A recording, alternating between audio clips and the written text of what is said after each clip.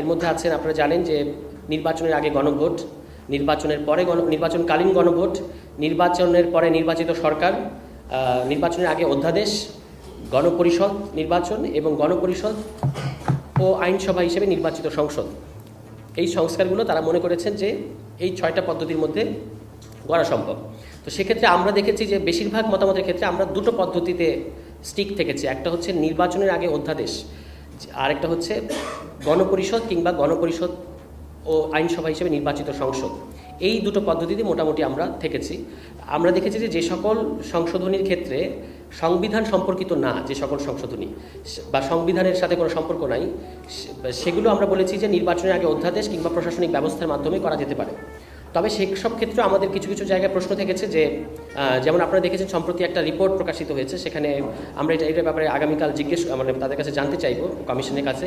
সেখানে বলা হয়েছে 166টি সুপারিশের মধ্যে 111টি সুপারিশ মানে কোনো রকম সংলাপ ছাড়াই, আলোচনা ছাড়াই আসলে বাস্তবায়ন করা সম্ভব হবে বলে কমিশন মনে করছে।